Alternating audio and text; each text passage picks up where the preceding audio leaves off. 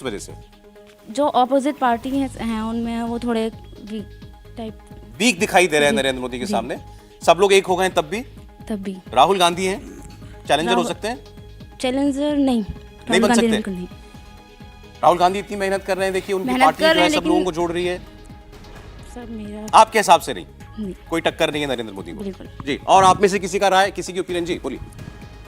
जहाँ नरेंद्र मोदी जी के पास आगे को फ्यूचर को लेकर भारत के इतना बड़ा जो विज़न है उनका वो क्लियर है, वहीं दूसरी ओर विपक्ष के पास कोई भी एजेंडा क्लियर नहीं है और ना ही कोई ऐसा फेस है, ना किसी की फेस वैल्यू इतनी है जो नरेंद्र मोदी कोई चेहरा दे दे अगर विपक्ष, तब अभी तो चेहरे के पीछे ही लड़ाई है।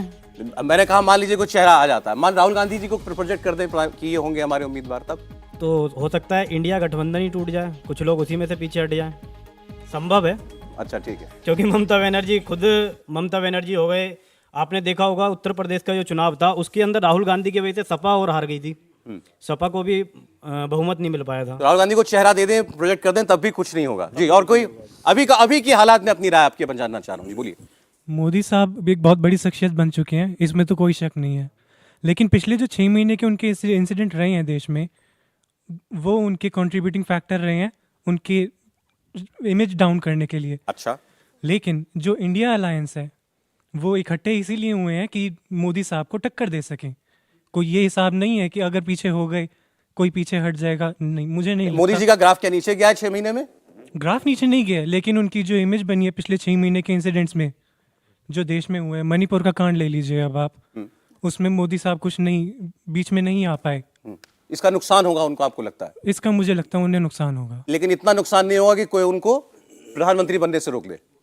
ऐसा भी नहीं है। अगर इंडिया अलायंस आया है then Modi ji will have to work for his meal. मेहनत करनी पड़ेगी, मतलब ये अलायंस टक्कर दे सकता है। जी बोलिए मैडम।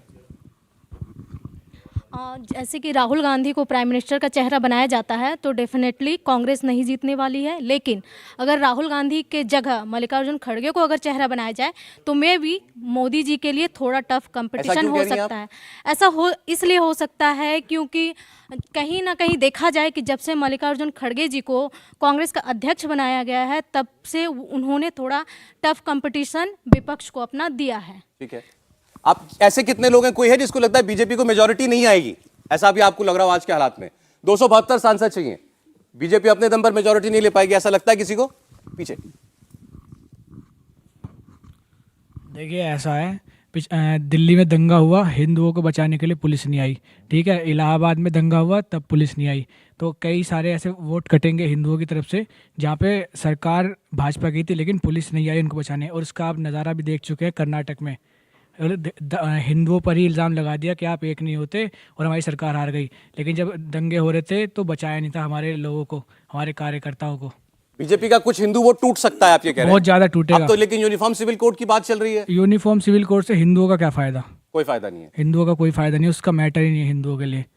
ये कोई गेम चेंजर नहीं है आपके हिसाब से? नहीं, कोई गेम चेंजर नहीं है, मुश्किल हो सकती है आने में। अच्छा चलिए ठीक है। अभी हमारे बीच में जैसे एक नौजवान ने कहा कि मणिपुर का मुद्दा हुआ, उनका कहना है कुछ ऐसे इंसिडेंट्स हुए हैं जिससे उनको लगता है कि नरेंद्र मोदी साहब पिछले 6 महीने के अंदर उनकी छवि पर कुछ प्रभाव पड़ा, उनकी ओपिनियन है ये। कुछ लोगों का यह भी मानना है कि अगर ये अलायंस एकजुट होकर जमीन पर उतर गया और अच्छे से डटकर लड़ दिया, सीट शेयरिंग अच्छे से हो गई, तो कुछ भी गारंटीड नहीं है बीजेपी के लिए। और बहुत से लोगों को यह लगता है कि नरेंद्र मोदी के सामने कोई चुनौती नहीं है, चाहे विपक्ष कोई चेहरा दे, चाहे राहुल गांधी को आगे करे या ममता बनर्जी को आगे करे या ना करे, कोई फर्क नहीं पड़ता। ये चुनाव नरेंद्र मोदी का है और नरेंद्र मोदी तीसरी बार भारत के प्रधानमंत्री बनेंगे, ये जनता की राय थी। और अब आपके सामने हम ये ओपिनियन पोल शुरू करने जा रहे हैं। चलिए, मणिपुर का जिक्र हुआ था तो आज मणिपुर से ही शुरुआत करते हैं, नॉर्थ ईस्ट से शुरुआत करते हैं। आज अगर चुनाव हो जाए तो नॉर्थ ईस्ट क्या कह रहा है, इस सवाल का जवाब आपको मिलेगा। और उसके लिए थोड़ा सा इंतजार और एक ब्रेक ले लें, उसके बाद शुरुआत करते हैं मणिपुर और उत्तर पूर्व से। क्या आवाज आ रही है, जनता की आवाज, जनता का पोल क्या बता रहा है?